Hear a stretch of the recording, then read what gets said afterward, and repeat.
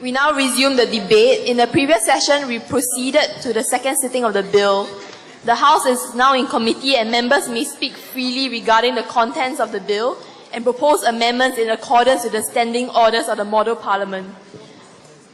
I would like to make an announcement first. For efficiency and clarity, the bill will be debated by individual sections. For example, like national development, health, environment and water resources. This will be done in the same way as in the previous sitting. However, it is obvious that we have extreme time constraints, and in order to have a more comprehensive debate on the bill, each section will be allocated a particular time limit. The Speaker will have the prerogative to decide when debate will be closed on a particular section, and I seek the members' understanding on this matter. The second announcement is that will members, when speaking at the rostrum, please speak into the mic so that the recording can be facilitated.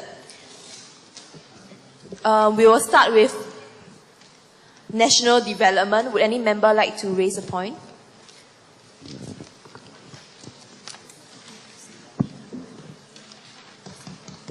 Madam Speaker. Sorry, I was indicating to the independent member. Mr. Baey Ming Ching.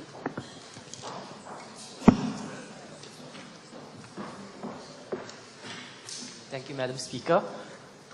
Members of the House, during the question time, it's rather interesting to hear the MP of Sembawang releasing a statement that is drastically different from the Prime Minister's statement last year. The Prime Minister said that they would allocate more money towards that support the government, and now the MP of Sembawang says that they will allocate more money towards due to higher demographics of the elderly.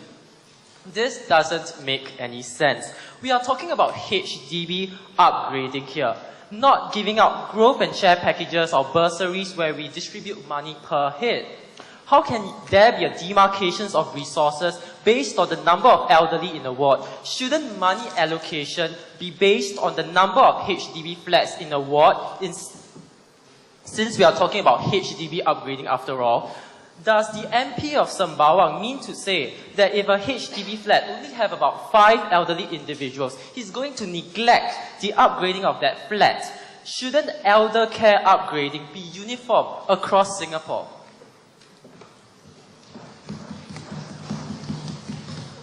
Would any other member like to speak?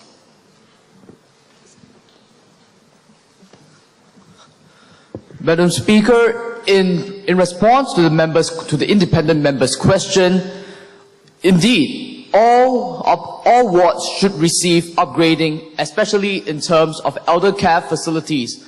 However, you must realize that uniform upgrading is actually a very, very uneconomical proposal because of the lack of resources on our side. You do realize the problem of scarcity when it comes to monetary, financial, and of course, other resources when it comes to the upgrading of flats. These flats must be upgraded accordingly with the demographics of the ward. For example, if one ward actually contains more elderly folks than the other, that ward must be given priority. This, I believe, is most obvious. Thank you.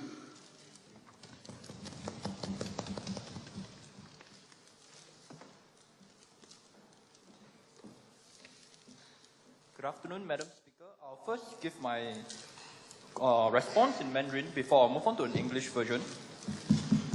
议长夫人，经过了几次辩论之后，国家发展部部长总理先生跟财务部部长跟内阁的几名成员们，也与反对党的几名重要的大臣们商讨之后，大致上我们对国家发展部所提出的建议都感到非常高兴，并且非常欣慰，因为他们采用了反对党所提供的意见。在此，我想代表所有反对党成员们表示，对于国家发展部部门的这方面，我们一致认同。In the English version, good afternoon, Madam Speaker, honorable members. Over the past few weeks, the Prime Minister, Finance Minister, the Minister for National Development, have held talks with the members of the opposition shadow cabinet on most issues whereby we used to have differences. I'm glad that the government has seen our points and has amended in order to suit the opposition needs. We are happy to note that the government has cooperated fully with the opposition on all issues concerning the providing of space to support social development. On this note, on behalf of all the opposition members, there is no more issues that we have with regards to national development. Thank you.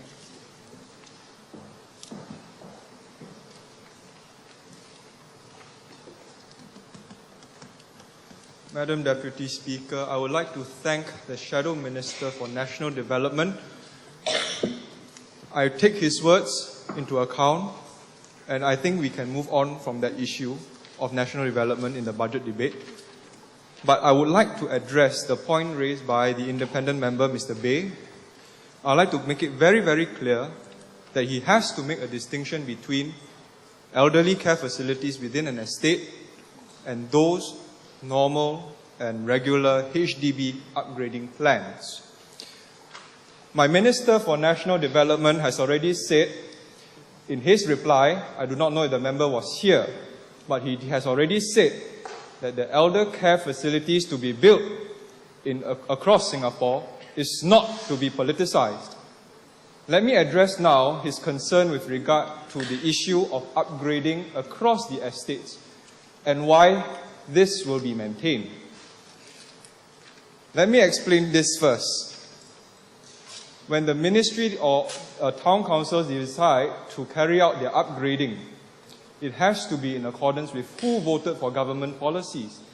Let me make it very clear that the level of support is the final deciding factor that determines whether or not an estate receives upgrading. This is in line with what then Prime Minister Goh Chok Tong had already said. So I think the member ought to know his history better and ought to know his logic better. Why do I say that it's a matter of logic? It's simply because how would the member feel if he were to be in the ruling party and if he decides to, in the name of fairness, give the priority to opposition wards? How would his residents feel? Can I have an answer, please, Mr. Bay? Do you have an answer? Do you have an answer? Mr. Darrell, please ask the Speaker for consent before you I answer retract the that statement, Madam Speaker. I will deplore to your judgment. Do you think the member ought to be asked for a response with regard to this line of logic? The member can answer that question.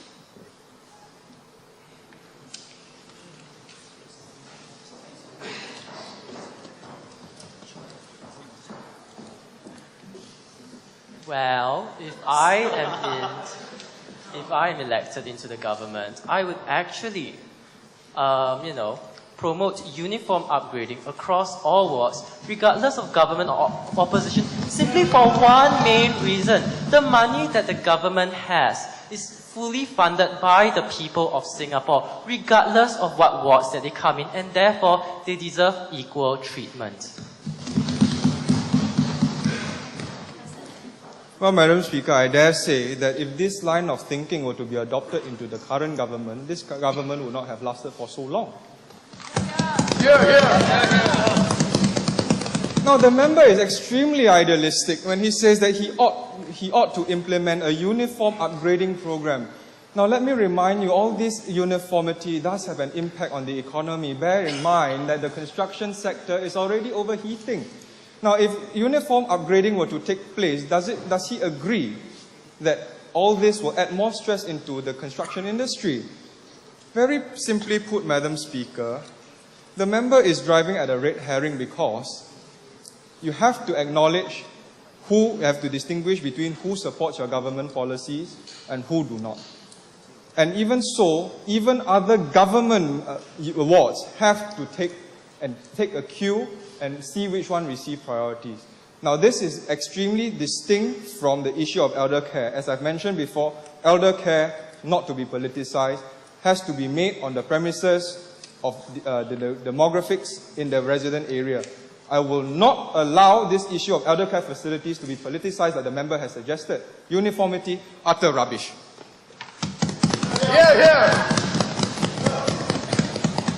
Is there any member wishing to speak?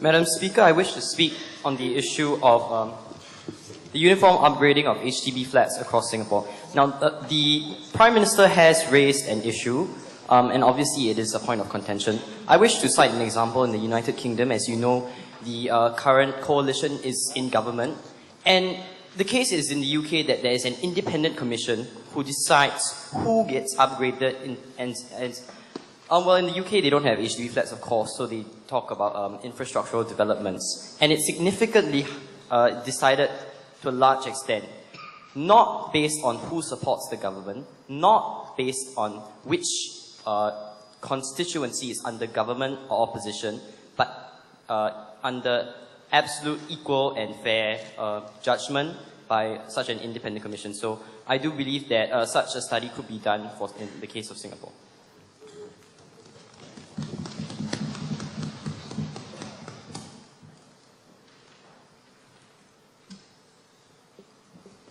Thank you, Mrs. Deputy Speaker.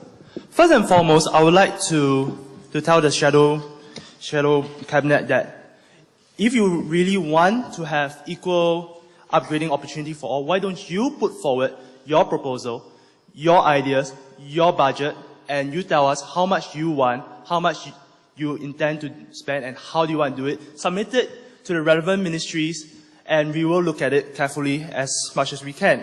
Until then, we would like to tell the opposition that when we do upgrading, we have to look at it from a supply and demand basis. We will look at it very carefully. We will make our own decisions on this. Moving on, I shall now draw the attention of the House to Clause 2.6, providing space to support national development.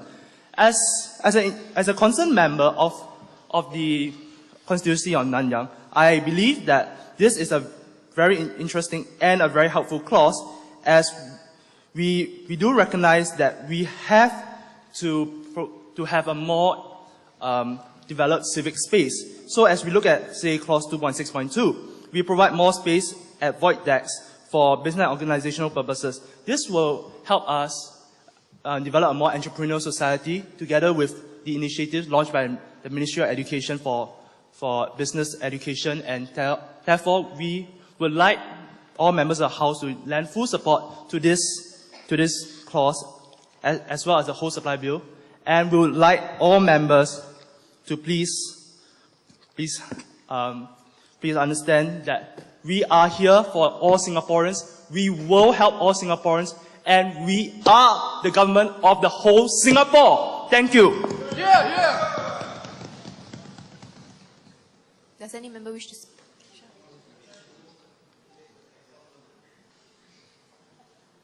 Okay, that is in order.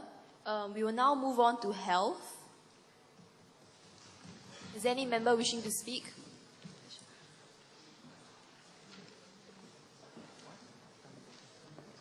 Members of Parliament, the Prime Minister has told us that money that is unrestricted will be given to families who have children.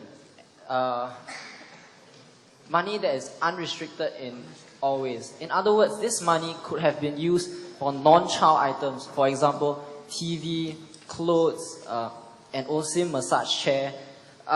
In fact, right, this would make the child feel more of a burden, because the child would become a hindrance to the things that they enjoy. In fact, this would discourage future families from having more children, or other families who see that these families are starting to feel the burden of having a child because the child has made them unable to enjoy the things they... Member, please debate on issues pertaining to health in the supply bill. I believe that one is under the Prime Minister's office, correct?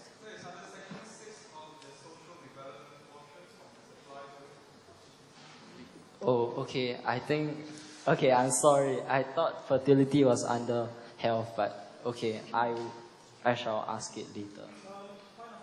Yes? It is a health-related issue, but in the supply bill, it is clearly demarcated. It is a separate section by itself. So we will debate on that section later, after the health section. Okay? Okay, thanks.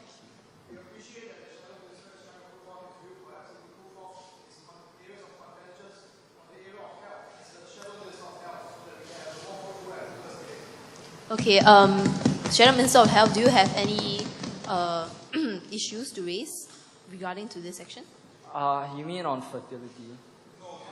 Not fertility, in the health, in the supply bill. If not, appreciate it if the Shadow Minister please pay attention in Parliament. Okay, I did. do you have any points to raise for this section? No, not. Okay, okay. If not, would any other member of the House like to speak? Thank you, Madam Speaker. Mr. Jervis Shi? Shame. Thank you, Madam Speaker. I would like to bring the point to point 3.2.5 regarding the more aggressive measures for young Singaporeans to deter them from smoking. So I understand that the Minister of Health actually improved on and revised on the supply bill, adding the clause on subsidizing the smoking cessation program provided at polyclinics. I applaud them for their effort, but I think we have to look closer to the very root cause of why young Singaporeans are taking up smoking. So besides the plain packaging and the campaign of I Quit Smoking, I think we have to have a more focused approach towards the youth, especially. So let's go to the root cause of the problem of why young Singaporeans are taking up smoking. So I can think of two reasons. One is definitely the family influence, whereby the parents are smokers and they do not educate the very nature of consequences of smoking, and therefore the youth think that it's an acceptable social norm, and therefore take part in smoking. That's one. And another one is in schools. Not to be elitist, but it's in statistics showing that students from lower education level actually have a higher uptake of smoking.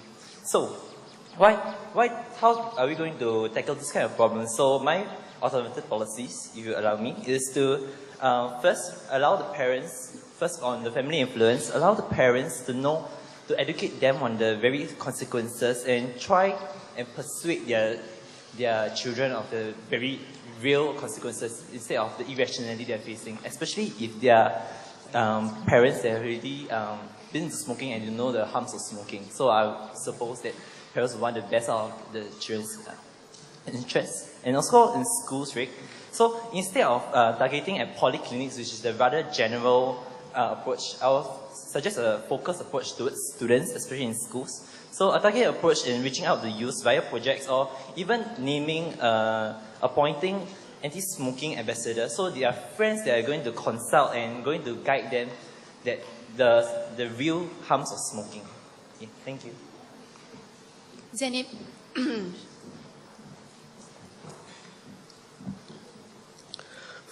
Thank you, Madam Speaker. First of all, I'd like to thank the Member of Parliament for agreeing with the government's policies for once. If you hadn't noticed, I'm pretty sure there are smoking campaigns and how we should quit smoking. As I myself came from a secondary school where there were massive smoking campaigns that don't smoke, don't do this, don't do that. It all got into our head. So by saying that if these measures are going to be effective again, and I'm pretty sure they already have been effective. If you're talking about the lower educated level of students taking up smoking, I think one of the main reasons for this is because they might be influenced from some other places. We cannot say that we have not tried to deter them from smoking, but what I would like to look into this is that the member suggests some ways that we can implement new policies, not policies that have already been taken into account by the government, to combat this measure. Thank you.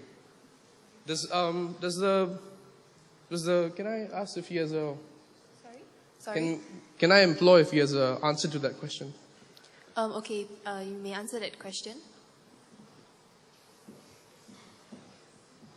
Thank you, Madam Speaker, for the opportunity.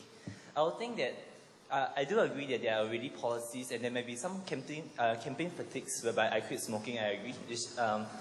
They might be not that effective, but maybe we can use an approach of appointing students as anti-smoking ambassadors, whereby it will be an interaction within the interaction of friend and friend, instead of coming from a moral high ground whereby teachers telling students not to smoke, which is a very draconian way, which I agree. So, so by having students and youth that will be able to relate to you, or maybe even have past smokers telling them how they have been through smoking, been there, done that, and therefore educate the people who intend to smoke about the true cause of these consequences of smoking. Okay, what I think about that is, if your friend tells you to stop smoking, I highly doubt that one person will stop smoking.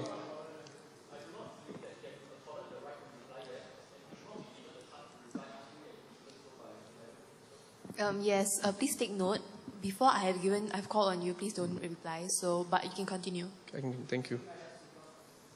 Thank you, Madam Speaker. Okay, what I think about that is, if your friend tells you not to smoke, you probably won't exactly listen to him thinking, this guy probably just trying to stop me from doing what I like to do. So, getting someone a lot more personal to you might not exactly help, because you might disregard their opinions. So I don't think that's the right way to go. You would like to reply to that question, is it? No. Or to the whole house? Okay. Thank you. Okay, sure. Okay. Yes?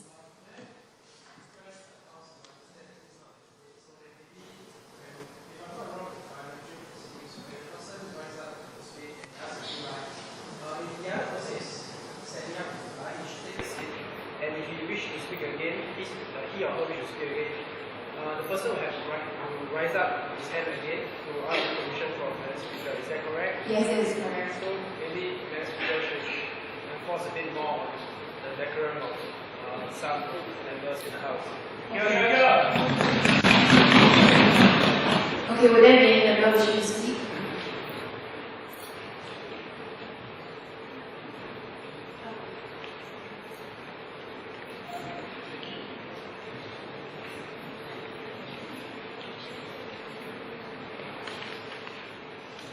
Thank you, Madam Speaker. The opposition applauds the government for its efforts to discourage people from smoking, but we question whether tax hikes are the most effective way of doing so. Because even though taxes have increased, the number of people smoking might not actually decrease due to the endemic problem of smuggling. The Minister of Health has previously admitted that Singaporeans are actually currently undeterred by the high taxes. Doesn't that already indicate that taxation is not the most effective way in discouraging people to smoke? This is evident from past experiences of tax hikes. The Singapore government actually increased tobacco duty by 135% between 2000 and 2005, which is actually the highest tobacco duty in Asia. Revenues initially increased by 48%, but it actually fell soon later.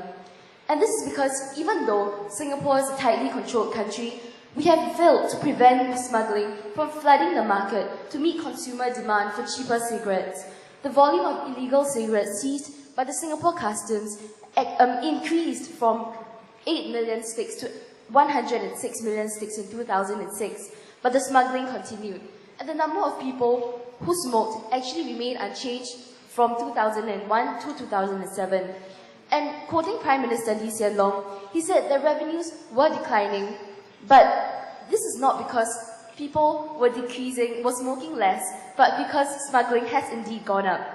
Hence, we, the opposition, wish to question whether a tax increase is more effective than other measures to discourage people from continuing to smoke. Thank you, Madam Speaker.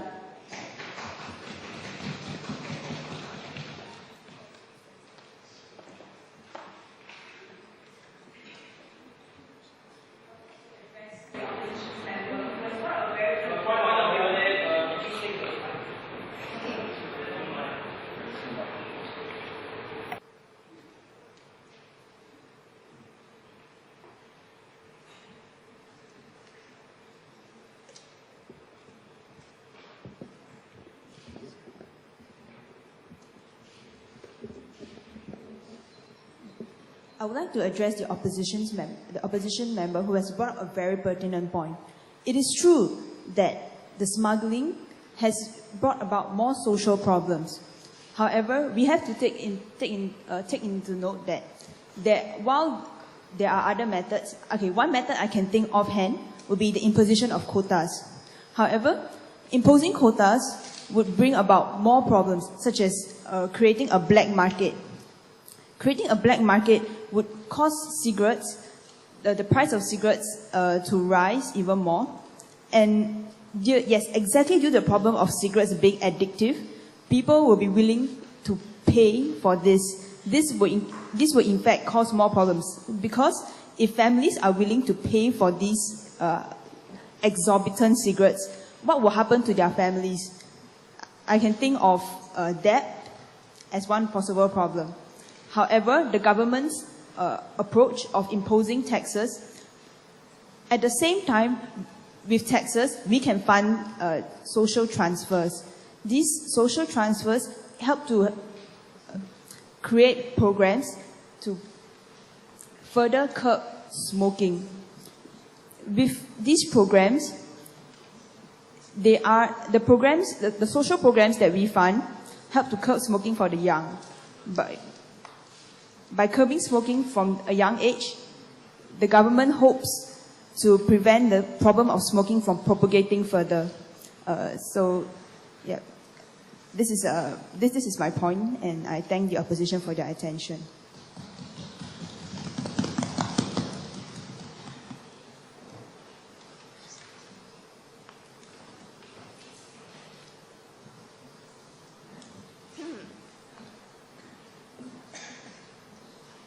Thank you, Madam Speaker. This minister would like to bring up 2 points of contention. Firstly, Medisave and Medishield should also be looked into in order to look into the ability of citizens to afford healthcare services, such as surgery. For one, surgery is very expensive, and citizens who are unable to cope with the rising cost of healthcare might not be able to look into surgery as one of the options for healthcare. Secondly, this minister would like to raise the question of whether there are efforts to step up social security, and if so, how? This minister would like to direct the question to the Minister of Health, if that is possible. To the Minister of Health, is it? Okay, please take a seat. Would the Minister of Health like to answer that question?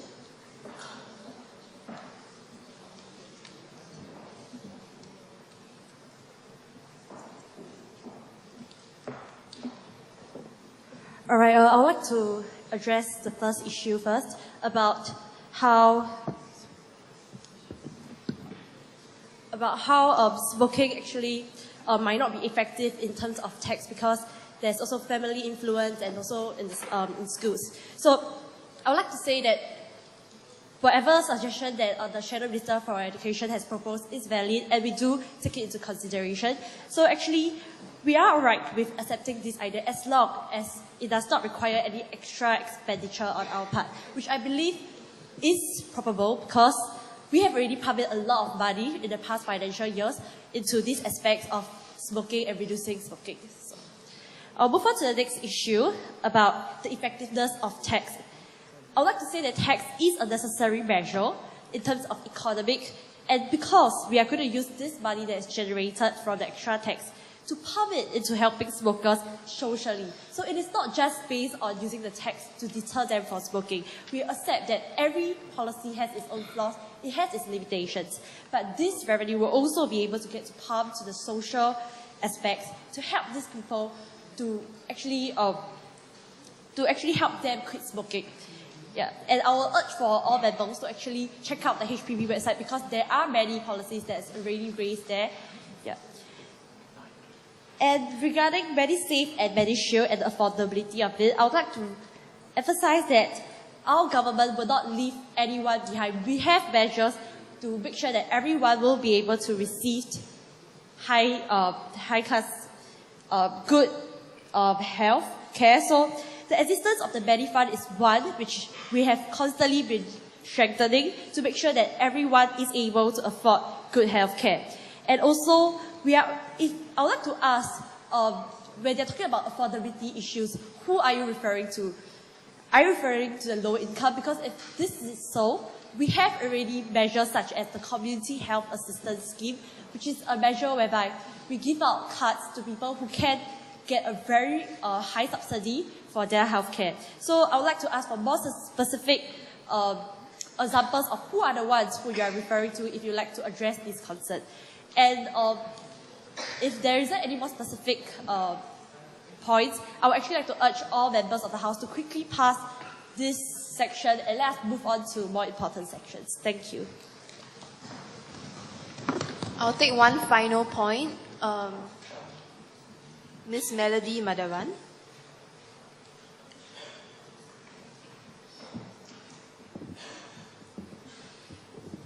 Thank you, Madam Speaker. I'd like to talk about the whole section on expanding public healthcare infrastructure and capacity.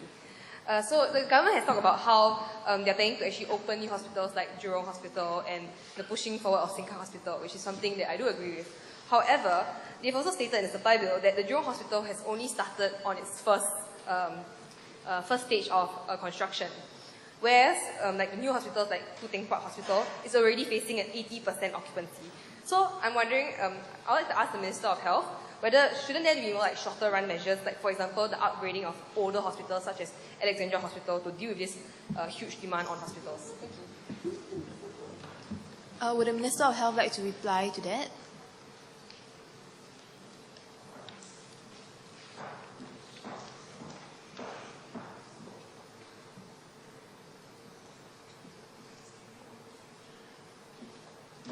All right, thank you for raising this concern. I would first like to say why is upgrading the old hospitals not a feasible solution? Well, if you look into upgrading the old hospitals, it is not just a direct pumping in money issue. We have to look at health hazards involved, and we also have to look at how are we going to actually upgrade without affecting the patients that's in the existing hospitals. And with the, I also like to point out that we are looking at old hospitals. We are not trying to just build new hospitals and leave the old hospitals to its state now. So we are actually looking at how we can improve the productivity of the healthcare system rather than just on the facilities of the hospital itself. Thank you. Okay, no, I will take no more points for this section. Let's move on to environment and water resources. Would there be any member wishing to speak on this section?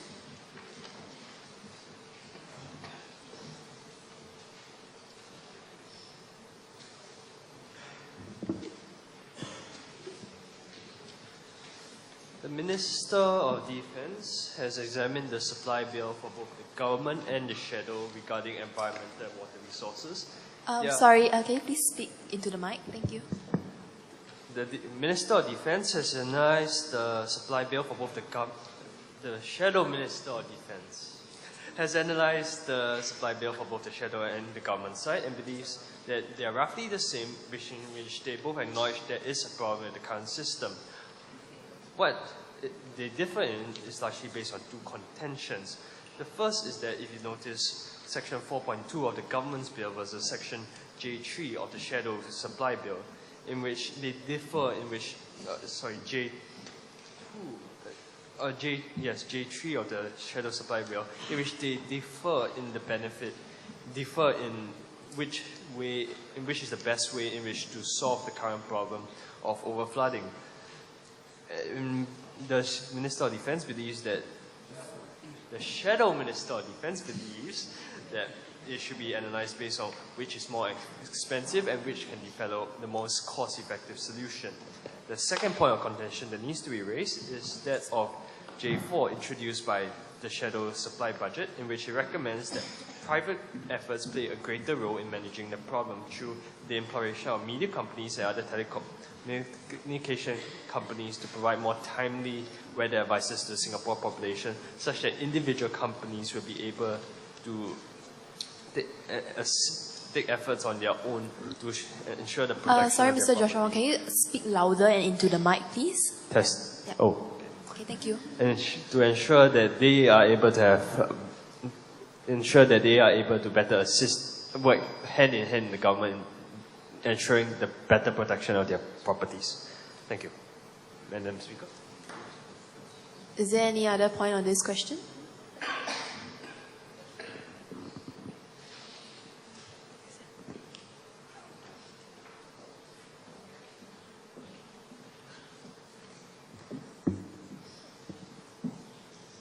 Good afternoon, Madam Speaker and honorable members.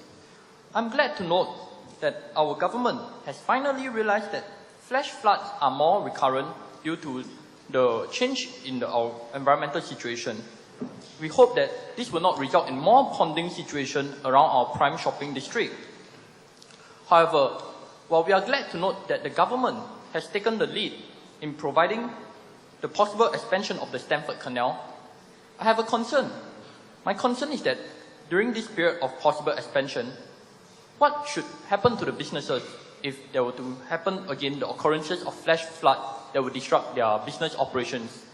Would the government provide some form of subsidies or some form of insurance for these shops in our prime shopping district? Thank you. Would there be any more points by members?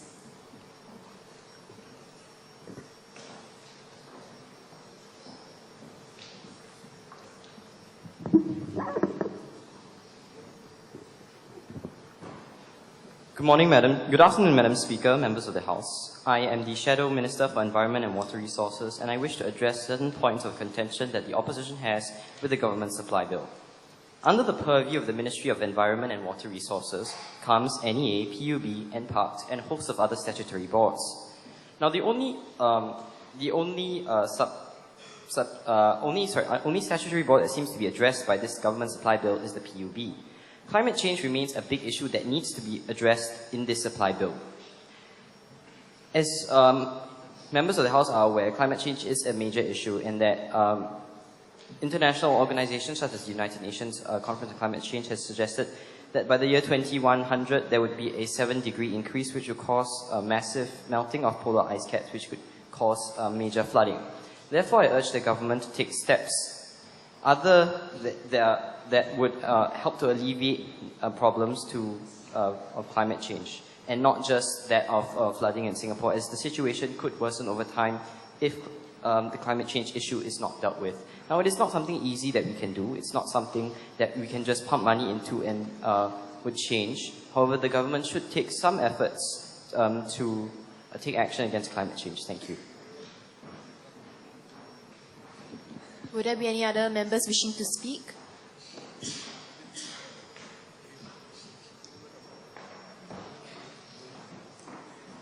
Okay, first, in response to the Shadow Minister of Defense, cost-efficient methods of mitigating the flood conditions are already in place, whereby flood management strategies are already sort of completed, such as raising of the Orchard Road and also the Stamford Canal. So actually now we are looking into expanding the Stamford Canal as a cost-efficient method to mitigate the flood conditions.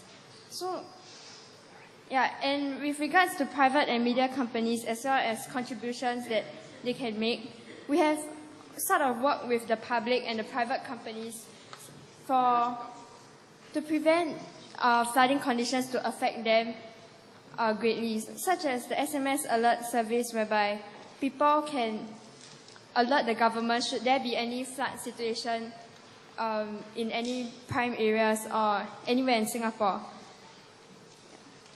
And in response to Shadow Minister for Environment regarding climate change, actually the Ministry of Water and Environment and Water Resources have already came out with the Singapore Green Plan 2012, whereby climate change has already been taken into consideration and will ensure that there will be clean air, clean environment, and sustainability in Singapore. Thank you.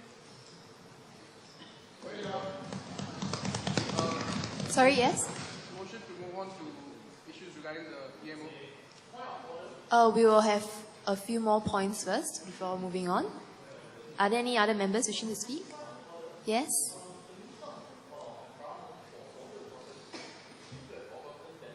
Question on the insurance policies or financial subsidies for the shop in the prime shopping area. I hope that she can give an appropriate elaboration on this answer if she's given the opportunity to speak up again. Would you like to give an elaboration?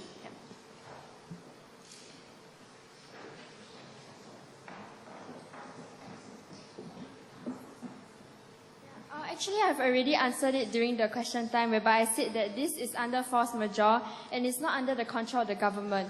The government will try to implement ways to mitigate flooding conditions, but we can't ensure that natural occurrences won't happen. So, government will try our best to prevent flooding from occurring, but it is not 100%.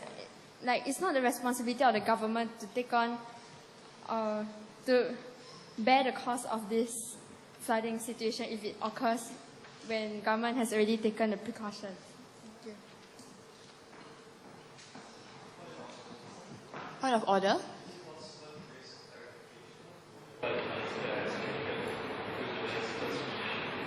You want to raise clarification in the minister's speech? Okay.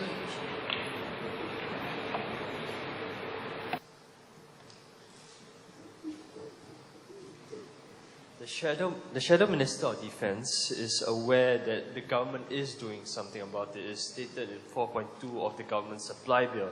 The question the Shadow Minister of Defense would like to raise would be, why is it taking such an expensive solution, and why, when the policy raised by the Shadow Minister, by our opposition bench in J3, that the government should push a major study of Singapore's water channeling system to ensure that current installations such as Marina Bay are close to 100% utility efficiencies are not taken first before embarking on more expensive solutions. I would like, thank you, Madam Speaker. Okay, we will move on to the next section.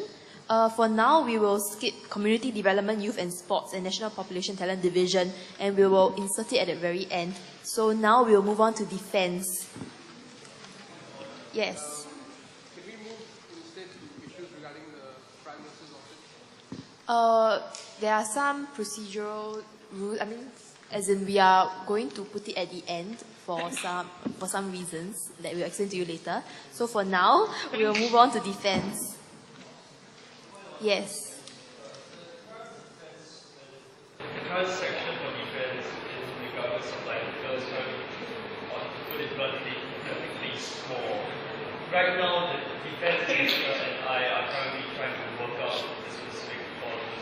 Is it possible if we could delay the discussion of the section until those clauses can be both agreed on, introduce as an amendment, and introduce as an amendment? With that, I would like to recommend that Parliament discuss Home Affairs instead and the issue as later. Okay, that will be in order. Yes. Shadow Minister can actually voice his opinion at this current moment. Sorry?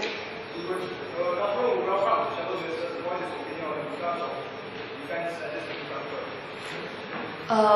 According as in we'll delay it until after tea break, after they have had some time to work out the clauses. Okay? So for now, we will move on to Home Affairs. Yes? Sorry, any point of order? Or is it, do you wish to speak? Is it? Okay.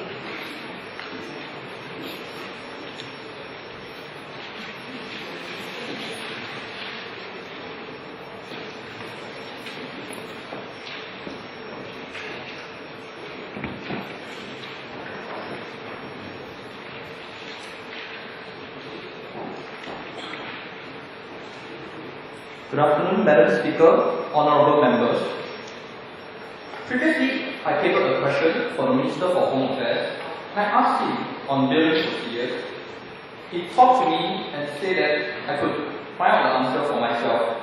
Well, the rationale for me asking you that is to ensure that your level of knowledge is at least on the same level with me. And I'm glad to know that the Minister for Home Affairs, at the very least, has the same basic knowledge of billing procedures as is the Shadow Minister for National Development. However, I have doubts on some of your policies that you have raised. You have mentioned here that as part of the government's commitment to provide a safe environment for citizens, as well as to deter crime before they happen, the government will be expanding closed circuit permissions coverage in FY 2012. Now, we agree with you in principle that if we were to install it in multi-story car parks, it would help to safeguard the theft of any vehicles in those areas. However, I'm concerned with the fact that you would like to install them in the common corridors of public housing estates. I'm worried that this would infringe on privacy laws, and as our Prime Minister has previously mentioned in his address, he would like to increase the total fertility rate. I'm not too sure whether installing more CCTVs in the common corridors of public housing would deter people from helping our Prime Minister increase the total fertility rate. In addition, you mentioned the fact that the Ministry of Home Affairs will make arrangements with the respective town council. Henceforth, I would like to ask you as well, what would the cost be for the town council? How much of it will be shouldered by the Ministry of Home Affairs? Would the Ministry of National Development be playing a role in this? And how much would it cost to the respective town council, and whether there's an option for the respective town council to opt in or opt out of this plan? Thank you. Mr. Sebastian Poh.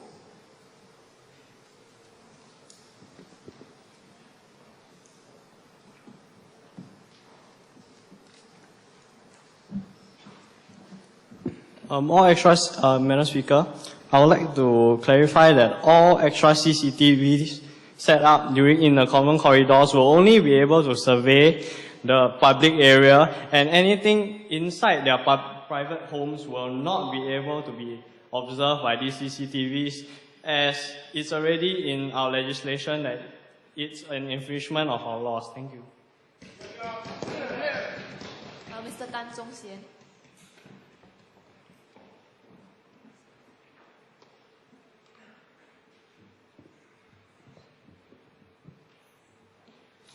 Thank you, Madam Speaker. First, as the Shadow Minister for Home Affairs, I would like to express my disappointment that despite agreeing in principle with the Minister of Home Affairs and the Minister of Finance during the Select Committee over the challenges the Home Affairs Ministry faces in the coming year, we are unable to agree on a way we are to tackle the issues. And the government did not include my party's suggestion into the amended supply bill.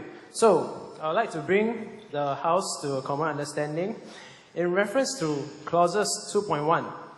With the completion of the integrated resorts and the continual hosting of international events, visitors' numbers is expected to increase. Furthermore, during the last session, Minister of State for Home Affairs mentioned that the close proximity of Singapore to the drug-producing Golden Triangle as it pushed for the adoption of the bill.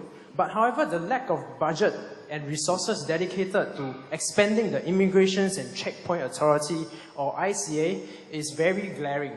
As the House can see, we can take a look at the amount of words inside the Home Affairs budget compared to the amount of words inside the Prime Minister's office, and we'll know that a bit of less attention is given to Home Affairs. So, ICA personnel are the frontline personnel that keep our borders safe and secure. They are the representative of our civil service, and most of the time, they are the very first agent of our country that foreign visitors come in contact with. Unless, of course, you are swimming across the Johor Straits, then maybe the first person you meet is the police coast guards. But still, I'm sure no one in the House would want long queues at the immigration, malfunctioning metal detectors, and sleepy faces on ICA personnel to greet the foreign visitors the first thing they arrive in Singapore. Yet the supply bill makes no reference to an expansion of ICA. In this respect, I'm extremely disappointed. There's no words they can put on my feeling of my disappointment that the government bill fails to incorporate the expansion of the budget for ICA to have more assets acquisition, more training, and more manpower as proposed by my party's shadow budget. The government also mentioned that they want to keep salaries competitive. This is not comprehensive enough. According to the Minister of Finance just 2 weeks ago, Singapore has, in 14 years, the lowest rate of unemployment. So, if that's the case, the Home Affairs Ministry should look to provide better job prospects and career advancement opportunities to retain and reduce the attrition rate. However, the supply bill makes no mention of that.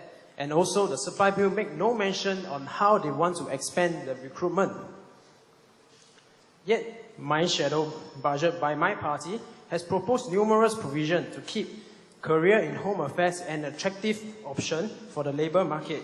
This includes more budget to reduce the workload by increasing the assets acquisition, more training to ensure that the work remains relevant and applicable in the ever-changing world of cat and mouse. So it is really very disappointing that it's not included in the amended supply bill. Referring to clause 2.3, as much as the Shadow Home Affairs Ministry agree that Singapore Police Force should concentrate on their core policing and investigating activities, I would like the Minister of Home Affairs to enlighten the House. How is it possible for the Minister to insist on outsourcing more static security functions to private security companies when there's almost none left for the Singapore Police Force? I want the House to know that in the world outside of this chamber, the car park enforcement is done by URA and HDB. Security checks in Changi Airport is done by ATOS and Cisco. Even they man the X-ray machines. Security at events such as the recent Youth Olympics, the ongoing air show, and countdown at Marina Bay just 2 months ago are predominantly done by private security companies. The security at the Parliament House just across the road is done by Cisco. Even the last time I make a phone call to 999 after I stopped by an accident in the middle of the expressway, the Singapore Police Force sent LTA enforcement down. So what more static functions are there to outsource? Protection for President or protection for the Prime Minister? Referring to clause 2.4, I have a lot to say about this. It is very bewildering how expanding the closed-circuit television or CCTV is able to deter crime. In 2005, a study commissioned by the Home Office, Research, Development and Statistics Directorate in the United Kingdom, where CCTV is very prevalent, concluded that CCTV was oversold by successive governments. I'm sorry I couldn't produce the report here because it's 180 pages long and my salary is not high enough for me to print that kind of thing. So I can provide you the internet link, but the main thing is, in the report, it suggested that the impact of CCTV can only be realized with increasing people on the ground and other background work like crime prevention. CCTV on itself is unable to have a causal relation with a decline in crime rate. The impact of CCTV on crime deterrence, or the lack of it, can also be seen through the lens of 2011 London riots. And I have an article which I managed to print because it's 2 pages long. It discusses why London has such a huge CCTV network and yet it was unable to prevent riots from happening. True that CCTV evidences is crucial in identifying lawbreakers, but what we want here, like the honourable member, which I couldn't remember his name, sitting at the backbench, is the prevention, is the deterrence of the occurrence of crimes in the first place. And CCTV does nothing to prevent pre-planned, organized criminal activities. Yet, according to the supply bill, it seems like CCTV is a silver bullet that will give security and safety to home dwellers. And before anything else, I would like to point out that as the Shadow Minister of Home Affairs, I'm not against the installation of CCTV in key installations such as airports, MRT stations and such. But CCTV has been in operation in these areas for years and has been helpful in supplementing policing activities there. However, what I am, and indeed my party, as put forth by the Shadow Minister of National Development, is against the plan to expand CCTV network to common corridors of public housing.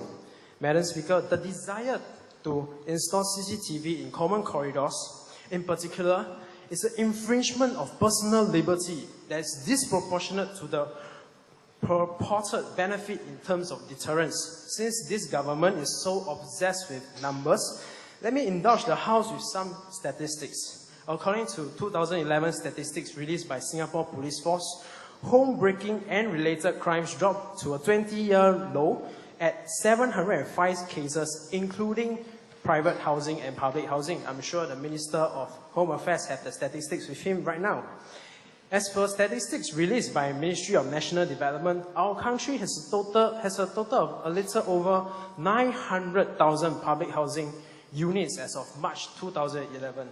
As such, a little over 600 cases took place in 900,000 public housing units, an incident rate of not even 0.07%.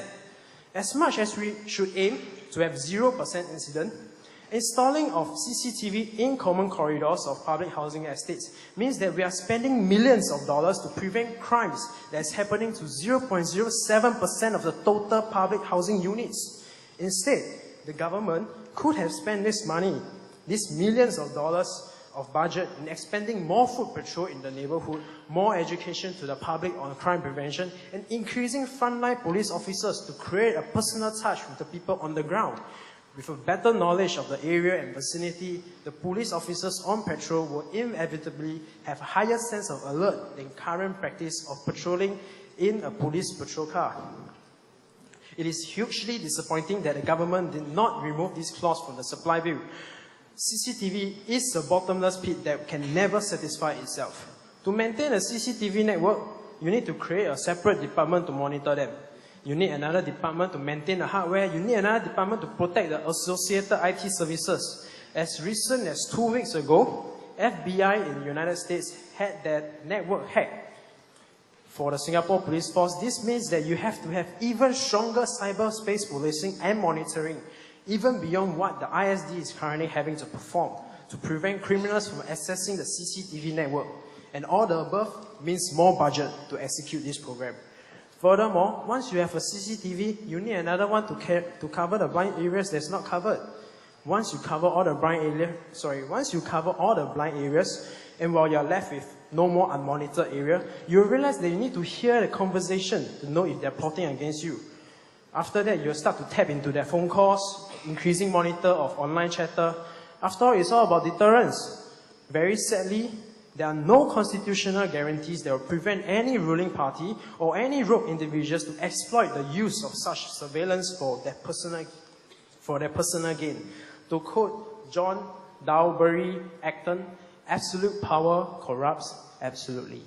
From then on, this country descends to be a police state.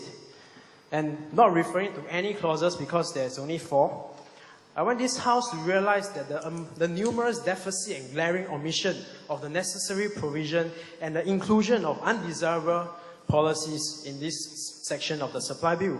A notable lack of inclusion is dedicating more resources to reduce the recidivism rate in Singapore population.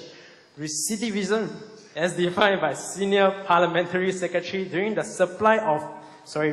Committee of Supply Debate 2010, is the percentage of local inmates who are imprisoned again for new offence within 2 years of their release.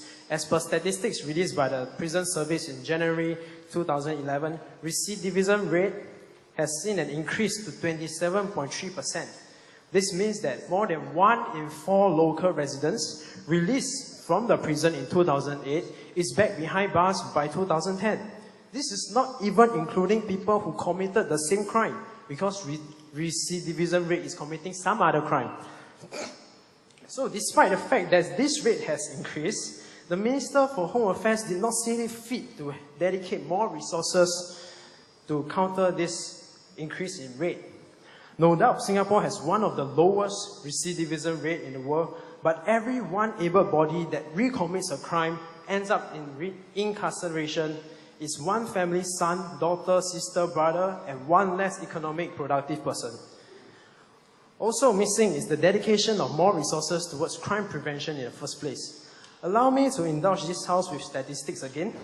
According to the International Center for Prison Studies, based on a population of 5.16 million, Singapore has a prison population of 249 per 100,000 residents. The percentage of Singapore prisoners is the percentage of prisoners who are Singaporeans are 85.3%. With Singapore population of 5.16 million, consisting of 3.25 million Singapore citizens, means about 63% of the population is Singapore citizen. Singapore citizens are overrepresented inside the prison system. Yet this supply bill did not include any policies to reduce and prevent crimes in the first place. Referring back to my party's shadow budget, we catered for the expansion of community programs such as Community Safety and Security Program and Community Engagement Programs. These programs are aimed to bring the community in the process of crime prevention, which has proved to be effective. Yet this supply bill makes no mention about increasing resources dedicated to such community engagement. Besides my party's well-intended negotiation with the government, it is very sadly that we failed to come to a compromise. And it is hugely disappointing as my party's shadow budget actually contained a much more comprehensive supply bill for the Home Affairs Ministry. The reality of current day dynamics means we must always maintain vigilance to maintain a safe and secure Singapore. I'm sorry for the long time I've taken to communicate my stand, but it's a huge matter of personal interest to me. It's a moment of anguish. I'm sorry for the... yes. I want the House to understand the limitations Ministry of Home Affairs faces with such an incomplete supply bill and the implications this bill will have on creating a safe and secure Singapore for you and me. Thank you, Madam Speaker. Okay. Order. I will take one final point in relation to this.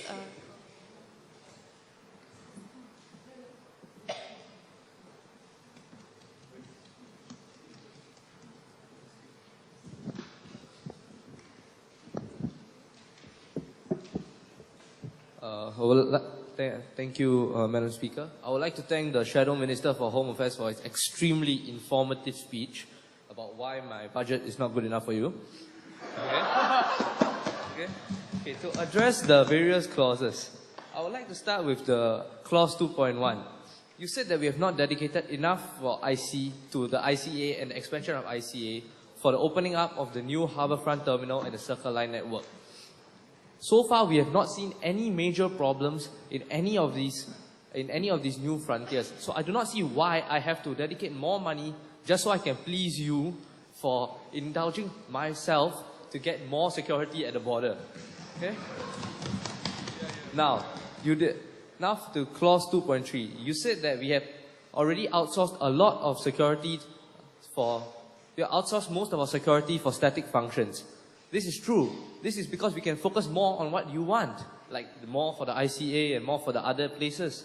So if we outsource more, we can contribute more more money, more budget to developing your manpower, more schemes for all your other, for what? Let me think. For all your public outreach programs. Now, to go for your main point on CCTV, what if my resident in Pasir Ris West tells me, hey, my house kena loan shark, or red paint splash over. You're telling me you're going to deny him the basic right to have CCTV so this criminal will be caught. I think he cares more about this than somebody sneaking him with his girlfriend going to his house. Okay? This is not going to affect our fertility rate as mentioned earlier by you. Okay? Furthermore, this CCTV is important as it can patrol the ground. And as taken by your suggestion, for more police officers on the ground, CCTV, setting up all the database and all the technology is definitely more effective and efficient than setting up police officers on the ground 24 hours a day with your police post. This is not going to work, and that is why we have continued the use of CCTV instead of putting police officers to patrol public areas 24 hours. You also talk about recidivism. Is that right? Recidivism? Recidivism rate of people who go into prison. The tendency is that people who go to prison have criminal tendencies. So if you want us to lower the recidivism rate, are you saying that we should help people in prison to become good people? Because when they come out of prison, we already have the Yellow Ribbon Project to help them become normal, effective citizens. And since you said that every person not in jail is lost to the economy, let me point out that most people in jail already have no jobs or jobs that pay them very little. So in this case, by number of people in jail, it is not going to affect our economy that greatly. Secondly, that you mentioned the number of people are the person's brother, sister, mother, or any family relative. So, are you telling me that, so I can say that it's the family's fault because they never look after the person, the person went to jail. So if the person's choice, that if they're not in jail, are you telling me that they will help out the family? Is the family grieving over the person who's in jail? So I don't understand why you made the point that because a person is in jail, the entire family is suffering. Lastly, your percentage of people in Singapore jail is 85.3% are Singaporeans. I don't understand why this is a big problem because I wouldn't expect Malaysians to be in Singapore jail. Order. Okay. So I don't see how this is a big problem for our ministry. And as you've seen, our budget has increased by 2%. This is to contribute to the larger white-collar crime division, which is a factor, as white-collar crime has increased by 2% over the past year. This has been shown by the SPF statistics. So by devoting more money to white-collar crime, we are able to reduce the crime rate in Singapore. You also talked about the pay scheme, which is also another point, but our pay scheme is actually effective. As you've seen, people who are corporals get a starting pay of 1,800 for O-level, and if they have a degree, they get 3,400. This is based according to educational requirements. This does not affect their chances of promotion. Their benefits are equal to private sector. So you cannot say that just because we are not paying them enough, they are not getting equal chances to get promotions. Lastly, you talked about the public outreach programs. These are already in place in schools. People go there and tell them not to do crimes. They have all these talks by the school, by the police force. It's already in public outreach. Already grassroots organizations everywhere, all the town councils, all are already helping out in this. So I don't see why we need to dedicate more budget just so that we can ensure that even more people are going to be, we can ensure, even though it's already in place.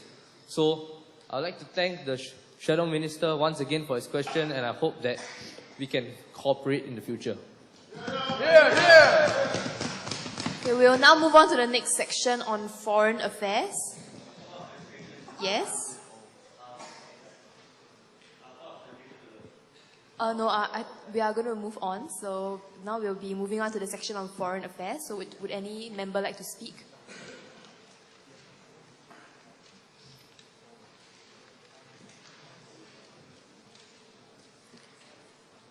If no member wishes to speak on this section, we will move on to transport. Would any member like to speak on transport?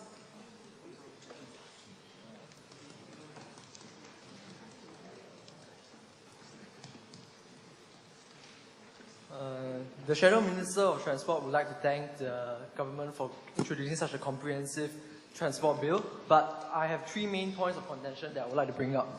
The very first will be the sponsoring of polytechnic students for transport fares. The opposition believes that the sponsorship for students coming from O-levels, N-levels, as well as IT into the polytechnic sector is viable, as they are actually on the same level as junior college students, and you can actually lower the cost of the transport towards the families.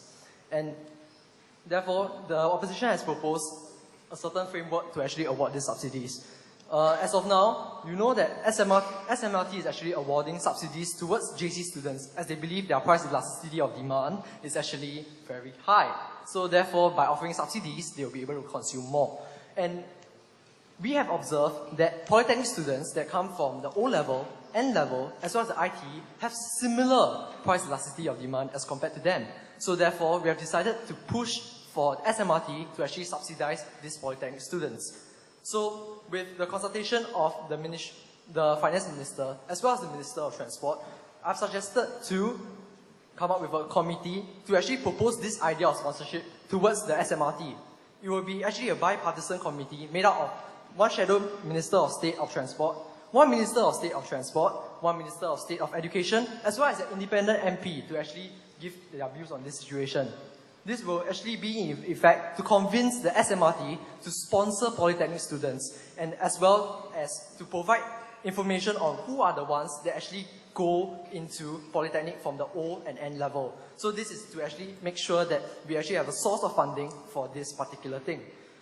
And the opposition also suggests that the government set up a fund of $500,000 to actually provide subsidies for people that actually fall outside of this framework. This is to ensure that people that do not meet the criteria can still seek help from the government. So therefore, a committee will need to be set up by the LTA to actually process such appeals so that to actually provide a subsidy towards the poly students and ensure a more fair transportation cost for all. Secondly, my second point of contention would be that express train systems are actually a very, very good idea. However, in the context of Singapore, this should not be the focus of the Transport Minister, as land space is severely limited and there's extremely high cost in actually implementing this express train service. Hence, the opposition suggests that the investigation be replaced by an investigation on how to improve the current transport system within Singapore, especially since the train system is actually pretty much unreliable nowadays. And lastly, the opposition also proposes that buses running parallel to MRT stations be implemented after train services have stopped at night. This is to actually act as has a double function, whereby firstly, you can actually provide convenience to the night riders, as you can actually allow them to ferry from train station to train station. Secondly, these buses can actually act as backup, as whenever in terms of breakdown or maybe a terrorist attack, these buses can be utilized to actually ferry the stranded MRT commuters from one station to another. I've actually consulted the Shadow Minister of Home Affairs regarding this issue, and he believes that such a bus system could actually help us counter future terrorist attacks, as it can allow us to actually resume our services of transport immediately after a terrorist attack. So therefore, these are my three main points of contention, and I hope the Minister of Transport will adequately address it within her speech. Thank you.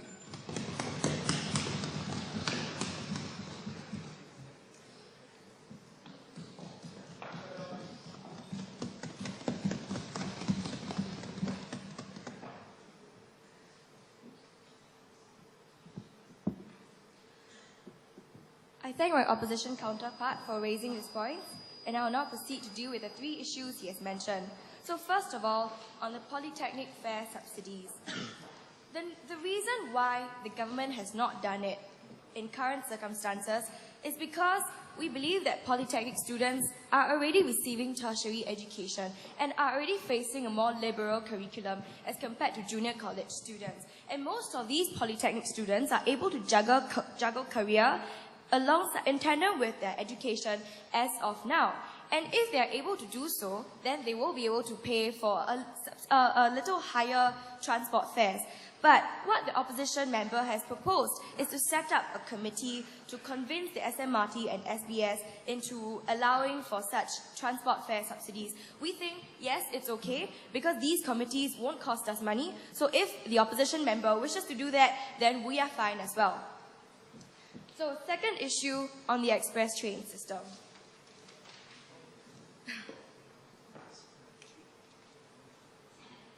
So let me break down the opposition member's argument. He told us that the express train system, I'll refer it to ETS. The ETS is too cost intensive, and that the money can be better spent elsewhere, such as purchasing more trains and increasing the frequency of trains at train station. So premise one, on the fact that the ETS is very cost intensive. We think that to build an entire other system will be very cost intensive, and the government shares equal sentiments in light of the impending economic crisis, which is why, essentially, in our policy, we will not be spending a single cent on the construction of the ETS. Because if opposition members have read the supply bill carefully, we are allowing the system to be predicated on the economic principle, the economic mechanism of public-private partnership. And how this works is that the government will open the construction for bidding to private companies, for which the company which wins the bid will pay for the ownership licensing and then bear the responsibility of constructing the ETS track itself. And the role of the government in this case is to act as a check and balance. It assumes the role of regulation and supervision throughout the building process to ensure that the construction fulfills a certain benchmark standard. So once the construction ends, the track will commence its functions proper, and the private company which built the track may wish to charge operators, in this case SMRT, for the utilization of these tracks. And when the lease ends, the ETS tracks will be returned to the government as government property. So throughout this entire process, you will find that the government will not be spending money nor dedicating money to build the tracks at all. If we are going to do anything about the ETS system, it is probably to upgrade our signaling systems, and that will be done in phases so as to lessen the financial costs on the side of the government. And second, my opposition counterpart also suggested that this money could be better spent elsewhere. I agree that perhaps we need more trains. We need more trains to increase the frequency of trains to combat the problem of congestion. So we recognize and appreciate the opposition members' intention to maximize the efficiency of the train system. And yes, we agree, and that is also part and parcel of what we are going to do about the transport system. You will find that in the near future, the government will be purchasing 22 new fleets of Bombardier MOVIA C951 train sets. These are for the upcoming downtown lines, other lines, and can be used in the express train system itself. So, with the increase in the number of trains, we can also increase the frequency of trains that are running along each of the main lines in Singapore. And this will already be done. So we hope this satisfies the opposition member's suggestion. And on the last issue about having bus system to cater for night riders, what we can say is that we are perfectly amenable to modifying the current routes of the bus system so as to increase accessibility to other citizens, perhaps who want to travel at night. But we think that it is quite unfeasible to have 4 main bus lines running down from perhaps Jurong to Marina Bay every single night to cater to this small percentage of citizens who may want to travel in the night. It is not exactly what we want to do. And in the current circumstances, we already have bus services running in the night, which are going to different areas of Singapore and should be able to cater to these night riders. If the opposition thinks that there is a problem, then perhaps we can consider modifying these routes. But we see no sense to open up new routes, buy new buses, allow for new operation mechanisms to take place, just so to cater for some small amount of night riders to travel from Jurong to Marina Bay. Because, it is not exactly feasible, and it will be very intensive on the government if we support this idea. In that case, I hope this has answered the opposition member's contention. Thank you. Mr. Damon Tan. Good afternoon, Madam Speaker, members of Parliament. The British transport system is nationalised. Make no mistake about it. But now they are the hallmark of inefficiency, hallmark of transportation inefficiency. People say they are the epitome of failure of nationalisation, and I agree with that. However, the Singapore government has been using this as an excuse to say that nationalisation of public transport is incorrect, along the line of public services breeding inefficiency. Now they say that this will decrease efficiency, there will be corruption, and it's going to be a widespread waste of people's money. The result is taxpayers pay more money. But let us ask you a question. Does this apply to Singapore? Are we the same as Britain? Will this system actually work in Singapore? And will there be corruption and inefficiency in Singapore? Let me address this question in 3 main points of contention. Firstly, on the whole idea of nationalisation, let us understand that the British system of nationalisation is effectively different from what we might do in Singapore. Singapore, as a country, is currently having a public transport system which is owned 51% by Temasek Holdings. We have SMRT, which now acts as is the largest transport system operator in Singapore, owned 51% by Temasek Holdings, which of course with GIC represents Singapore's investment. In other words, we are effectively half nationalised because this 51% is owned by the government. Not only do they answer to the shareholders, they still answer to the government. Moving on, we see that This other 49% is so-called belonging to the shareholders. But is it really efficient? When 49% is not a controlling stake, how much of this is actually answerable when the government is effectively the people holding the reins behind this? Now, on the whole idea of inefficiency and efficiency in Singapore, the British government is inefficient. That's why they're having problems with nationalization. But in Singapore, we are paying people $3 million to run our country. People have told us that $3 million will buy us efficiency, and people tell us that we continue to pay our ministers high amount of money to be efficient and not corrupt. So if Singapore is one of the least corrupt nations, why would we face something like Britain when there's corruption all over the place? Moving on to my second point of contention, let us think about the competition of transport system in Singapore. Nationalization is the main problem in nationalization is the lack of competition. When you nationalize, there's not going to be any more competition. And that's generally true. Other than in strange cases like Singapore, when we have pseudo competition, we have so-called competition between two companies which don't even run the same routes. We have competitions from two companies which bid for one route once every 5 years to run that route. And it's not even competition. Why? Because they don't answer to each other. They don't answer to the stockholders. They answer to the LTA, which decide who runs where. So moving on, we see that there's no incentive for these two companies to be actually efficient because they are only competing amongst themselves. They are more profit-driven because they still want to answer to the shareholders. And although being profit-driven is good, profit-driven at the expense of consumers is bad. And considering that public transport is a good which all Singaporeans are entitled to, I don't see how we should allow a public transport system to be profit-driven. We are unable to provide Singapore the best form of public transport we want. When somebody can get paid $2 million, yet can't fix a $2,000 problem. When a rail that costs $2,000 cannot be fixed and is allowed to go off and waste 60,000 consumers' time. If people can face so many breakdowns and yet this person can still be paid $2 million and executives can be paid $2 million, we tell you that the capitalist ideas have failed. Moving on to my third point of contention, we say that the LTA have actually a very, very large controlling stake. Not only the 51%, I'm talking about the annual report which the SMRT has to submit to LTA. Now LTA has a 16-member group which reviews the so-called efficiency of this transport system. In other words, they have to submit a report to LTA and ask them whether it's viable, whether what we are doing is correct. Now, if this is really happening, and if SMRT is having everything vetted by LTA, what's the difference from asking LTA to control this thing in the first place? We are arguably effectively nationalized because all the control is in the hands of LTA right now. And by putting the control fully in the hands of LTA, other than removing the profit margin, other than removing a profit incentive, other than removing this fake profit incentive which doesn't actually exist in the first place, you are going to cause the transport system, people in SMRT, to actually care about Singaporeans simply because they are answerable to the government directly. Now, moving on, we say that actually, right, you are having that by having this whole idea of nationalization, it's going to be inefficient and you're going to have to pay money borne by the taxpayers. But isn't it already borne by the taxpayers? How much money actually comes from SMRT itself? We build railway tracks, we build trains, we build buses, but all these are paid by the government. The railway track costs billions of dollars, paid by the government, which is of course paid by the taxpayers.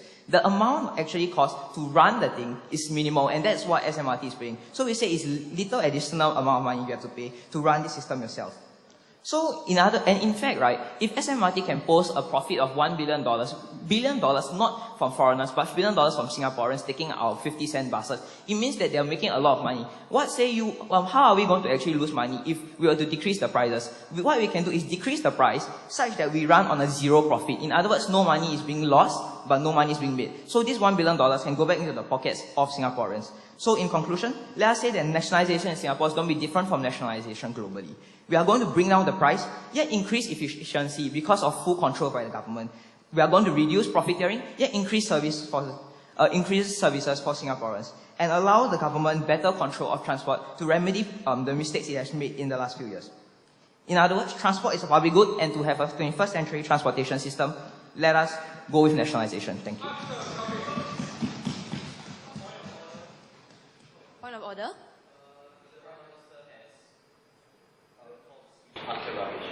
I wish for him to recap his speech. Madam Speaker, this speech was made by our first Prime Minister. It wasn't considered a point of order, it wasn't considered parliamentary by the previous speakers, so we shall not be. We will move on.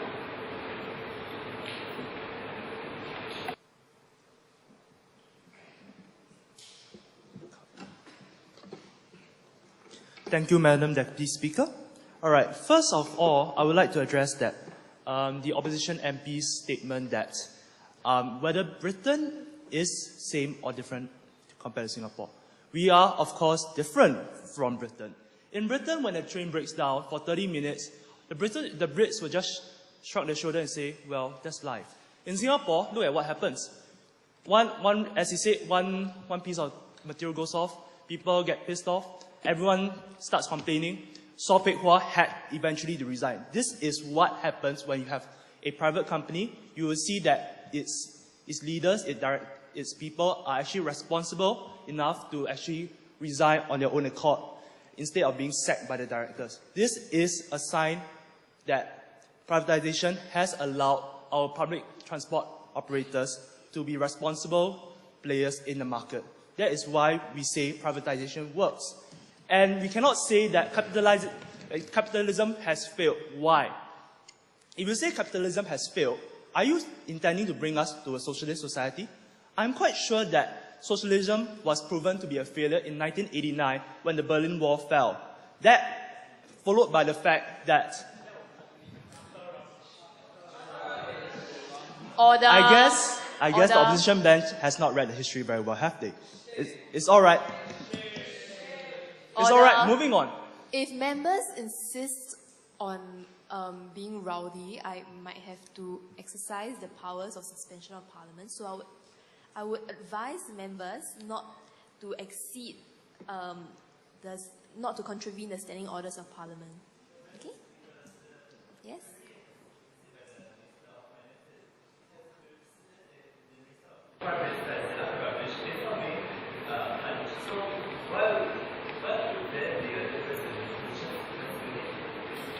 The Speaker has full discretion to decide what contravenes the standing orders or not.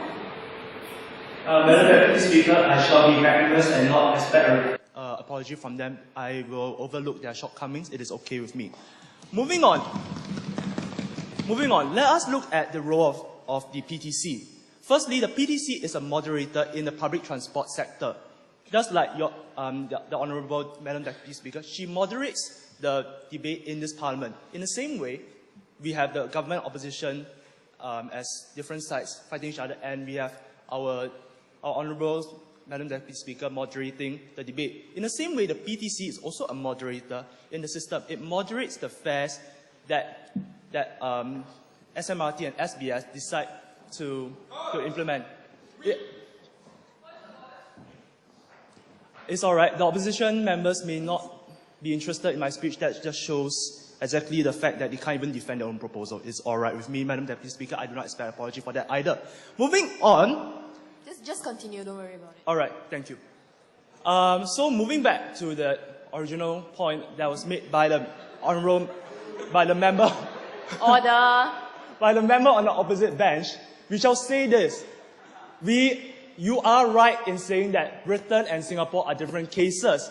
In fact, let us look at other cases. Australia, national state-owned public transport in the state of Victoria, in the state of New South Wales, in the state of Queensland. All of them have a very high net displeasure rate. That is why we say nationalization is not the way to go. There are many other cases, but I do not have the time to bring them up here.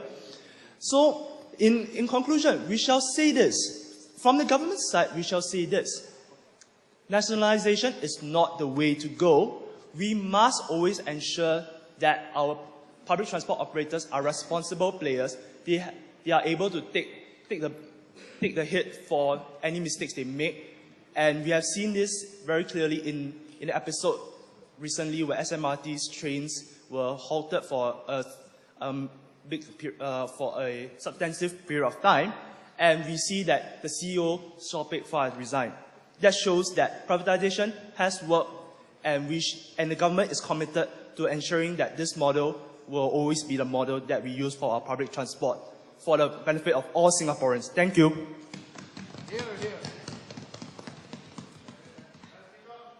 Yes. is there a point of order? Sorry, you would like to? Wait a Vote moment, please. for let me supply finish bill. my speech. Sorry, you would like to close debate on the supply bill? No,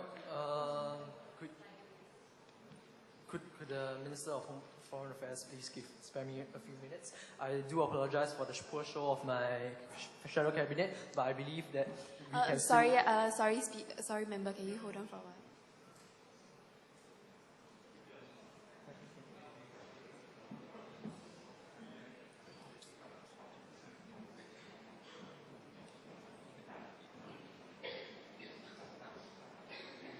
Is it possible for me to continue?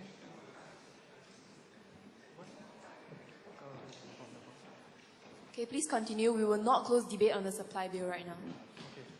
I would just like to clarify. For understanding the government's point of view, we have understood that nationalization has not always been our key aim because we have not been able to actually discuss with the government with that. Whatever the opposition members has raised has already been calculated, and whatever it is actually not the Minister of Transport stand. Our stand is still going with privatization as it has been efficient. But however, I do have some contentions with the Minister of Transport's speech, whereas they are not going to pay a single cent for actually the rebuilding of the line. Because the purchase of land is still required by the government, because the government still needs to purchase the land required to build the MRT lines. And even though there's no explicit cost, there's still implicit cost of using the land itself. So we feel that there's a redundancy when we actually introduce an additional line for the express train system. Therefore, we have decided that we should actually utilize the current MRT system to a greater extent, so that we will be more able to handle the increase in train capacity in the years to come. And we are not just talking about increasing the train frequency, because SMRT is already doing it. We are talking about actually improving the signaling function to actually make the interval times shorter, and as well as improving the staff service as a whole. Also, regarding the buses running parallel to MRT stations, we have actually wanted to propose a pilot test to try out to run along these areas and see where are actually the main areas whereby the commuters actually take these buses that actually go along the MRT lines. Because currently the night rider services actually go in loops, whereby they go from region to region but not into a particular region as it is. Therefore, we have decided the opposition proposes a pilot test to see where are the main areas whereby the commuters need to go, and actually implement this so that we can actually have a backup plan as well as a convenient and effective bus service for the night commuters. I would like the Minister of Transport to clarify on these points. Thank you. Would the Minister of Transport like to clarify?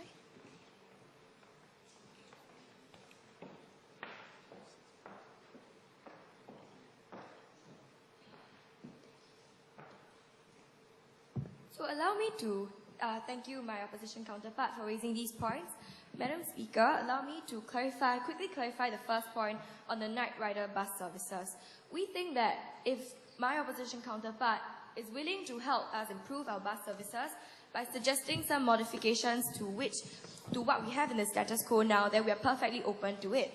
And as long as and the night rider services, actually, if the opposition member wishes to run a pilot test, we are perfectly open to it. We are also amenable to suggestions as to how our bus services and our bus routes can be modified to suit our people better.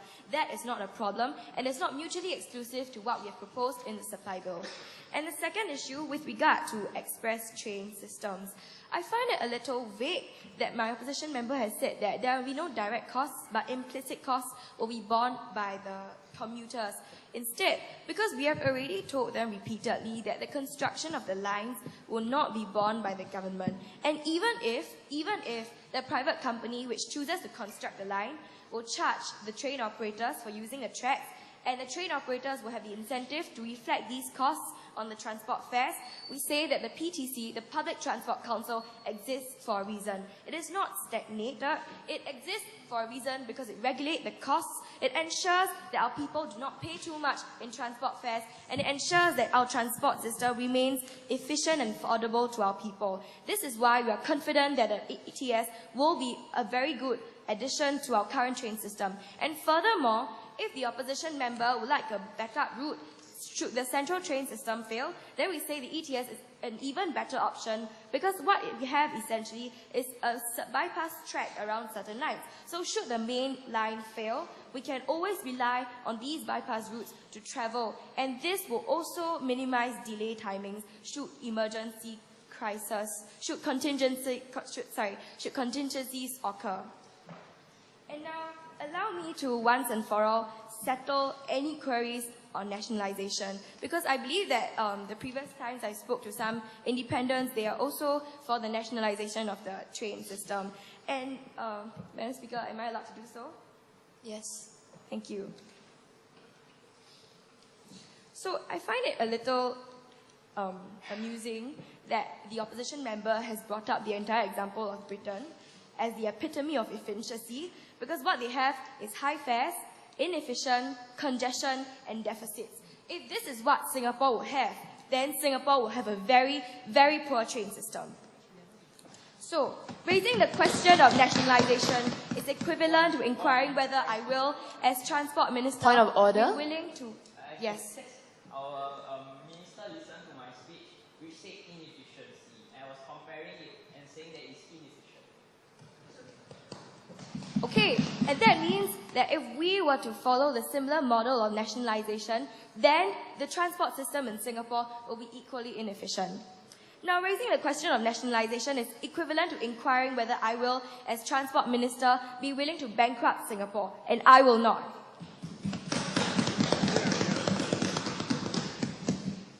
So, allow me to explain the entire cost mechanism of nationalization and explain why this cost is so monumental that Singapore cannot bear it at all. So SMRT owns 1.5 billion shares, right? It is priced at roughly $1.70 in the market. Suppose we be more relaxed with the calculations and we discount the 62.15% that Temasek Holding hold, the 62.15% stake of shares that Temasek Holdings hold, then we will actually the government will actually have to buy back 40% of the shares, which is 600 million shares.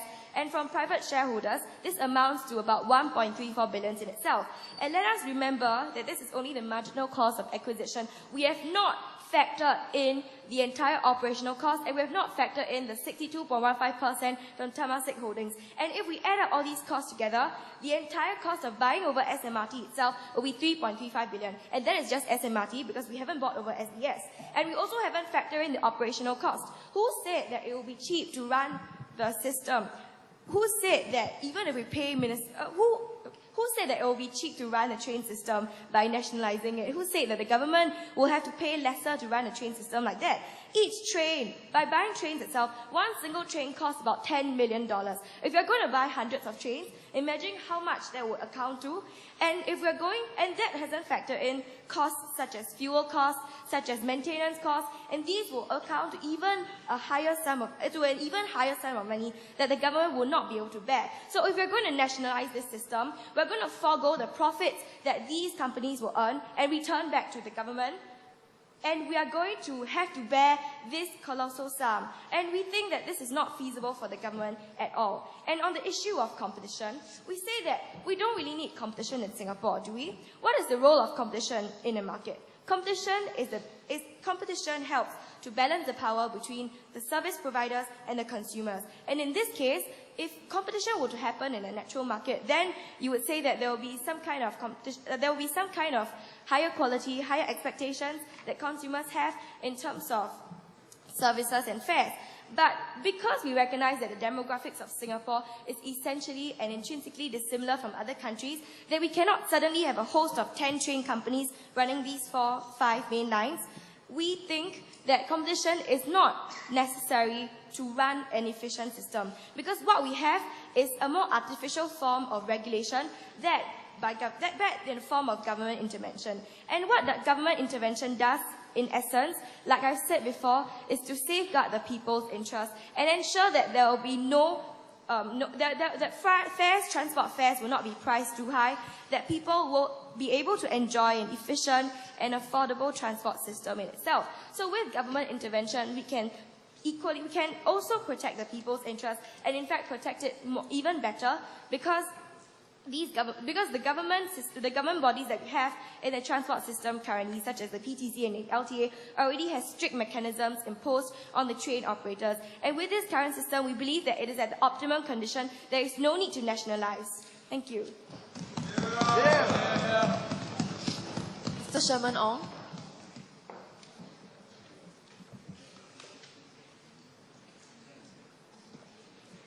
Thank you, Madam Speaker, for giving me the chance to speak finally. Okay, just now with regards to the Minister of Transport, right, she mentioned some items which I thought might need some clarification from her.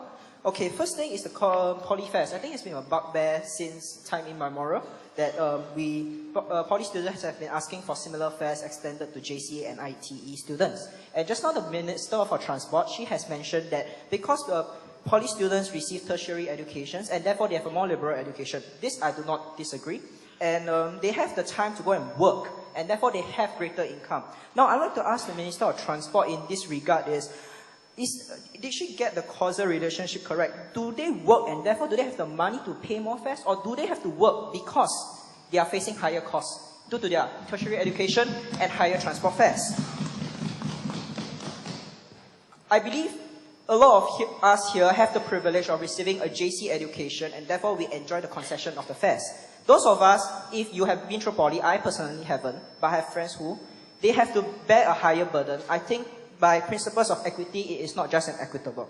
Next, with regards to the ETS, right, the Minister for Transport has eloquently clarified and verified that under the PPS system, the government will not pay for the money, the transport operators will pay for the construction, if I get you correctly, or at least the construction company will pay for the money and then they'll charge the transport operators.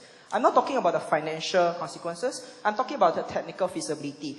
I believe most members of this house here have at least taken the MRT lines at least once in their lives, okay? And they probably have wondered sometimes, or rather random, like why is Braddell Station quite different from like Toa Payoh Station? Because Braddell Station is not an island platform where the tracks are split apart, but the tracks are actually together and the platforms are split apart.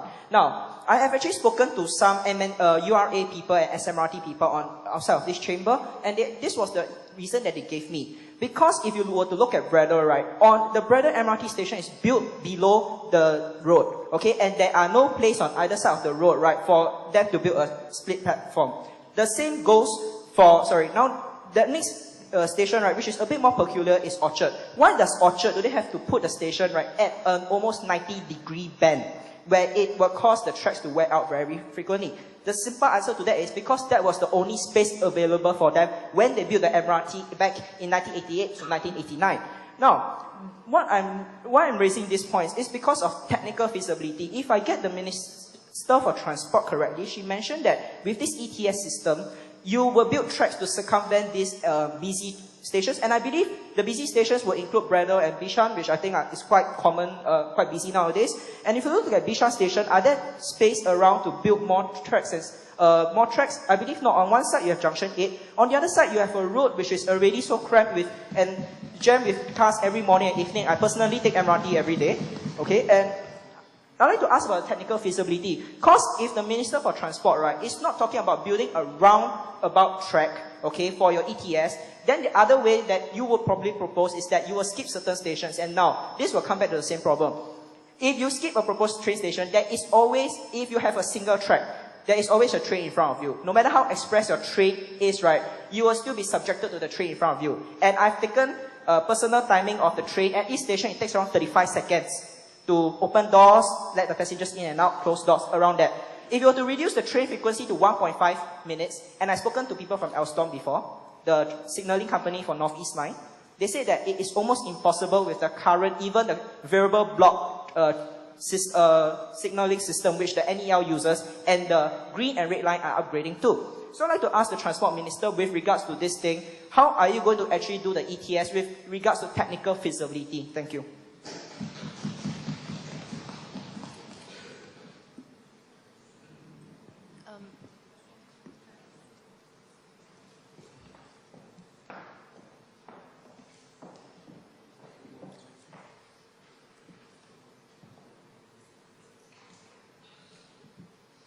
Thank you, the opposition member. So, first issue, on the polytechnic subsidies.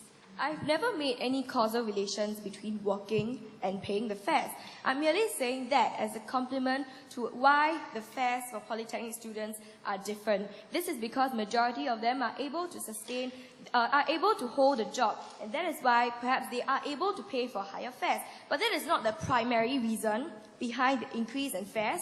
The primary reason is because the reason the reason behind the difference in the fares is because of a certain, okay, sorry, let me correct myself.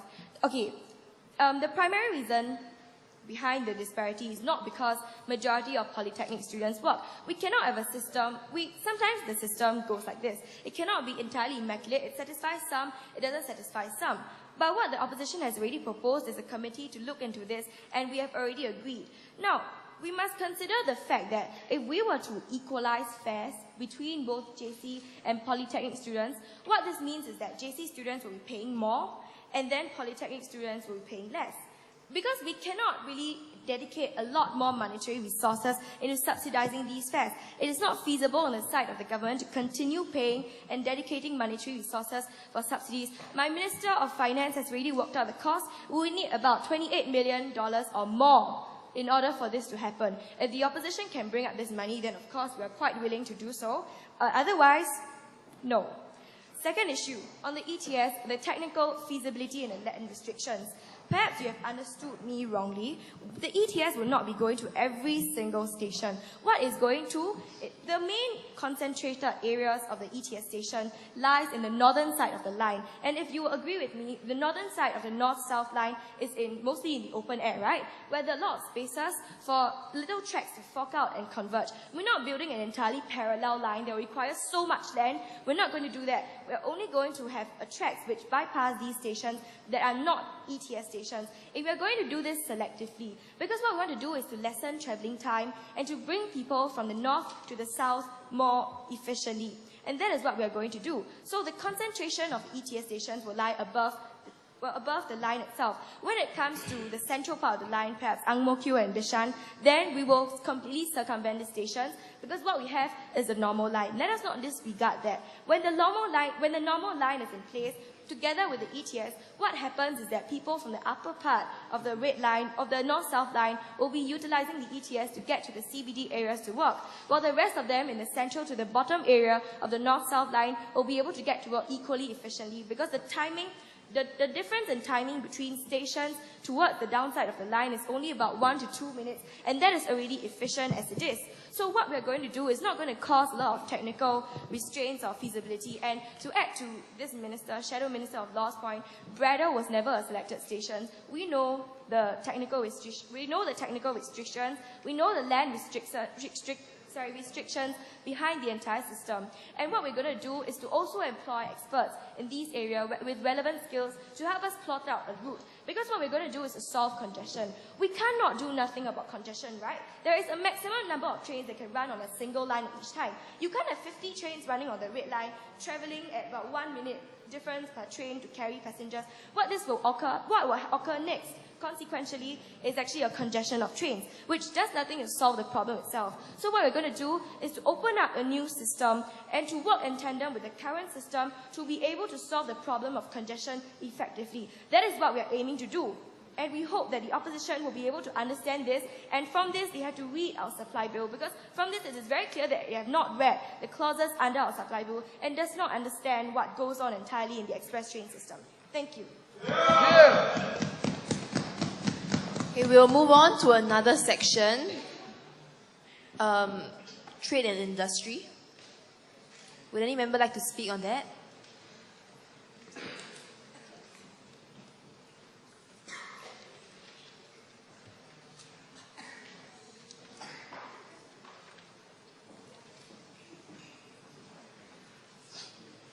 Good afternoon, Madam Speaker, honorable members.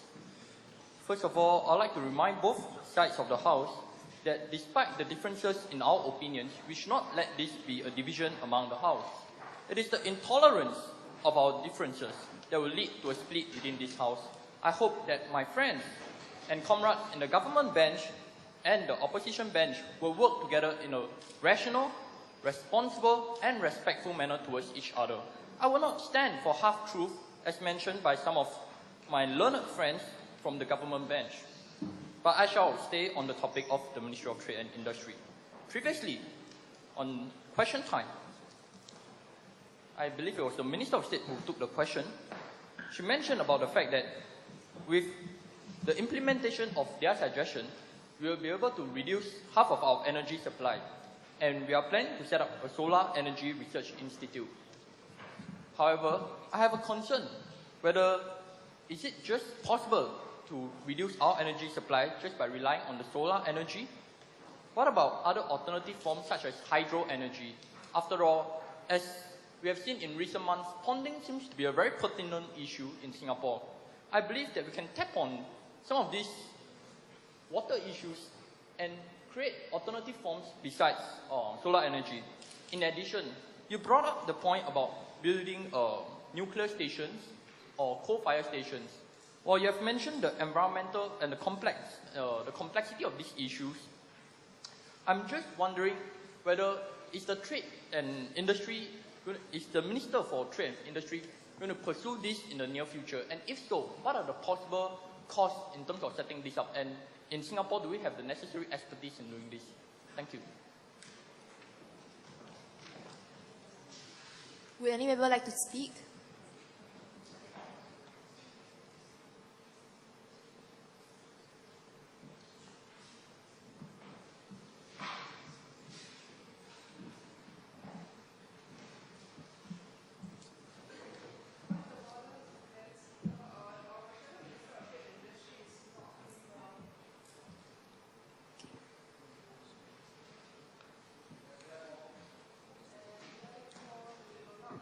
Please continue with the speech. I thank the Shadow Minister for National Development for his question. Before I continue, I would like to make a clarification first that I did not mention that our energy needs will be reduced by half. Currently, I mentioned that our energy needs on LNG will be reduced by half. So that is inherently different. And secondly, regarding the ponding issue, I believe that harnessing hydroelectricity would be quite an interesting way to make use of the water from ponding, because hydroelectricity requires a dam, which it is quite unfeasible.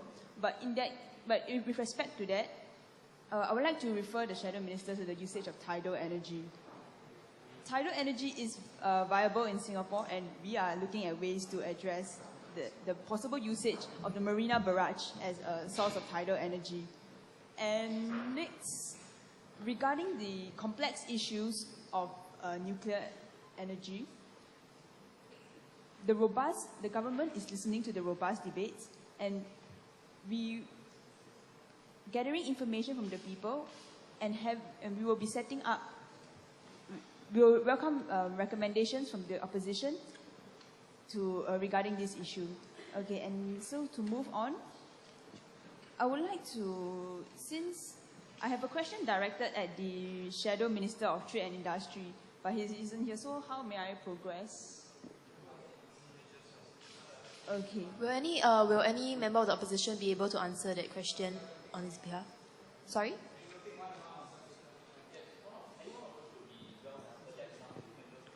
Okay, so please continue. Okay. I would like to. The government realizes that we can work with the opposition regarding ways to improve upon our section of trade and industry. So I would like to pick off where we didn't manage to address during the question time. The Shadow Minister of Trade and Industry actually promised to come up with some ideas to improve on some governmental policies that we have. So may I get an answer from the opposition regarding this? Thank you. Yes.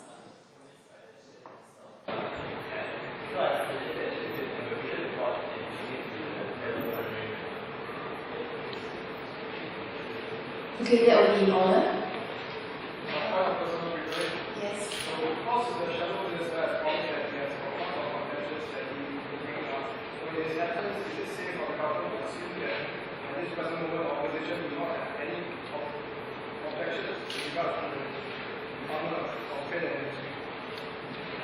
Are there any points that our opposition members wish to raise?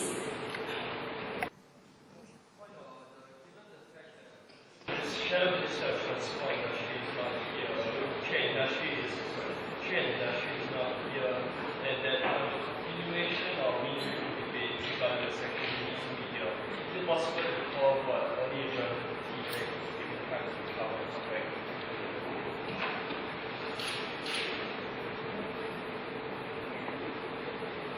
Okay, for now we will adjourn to tea break, so please be back by 3:25. We will continue later.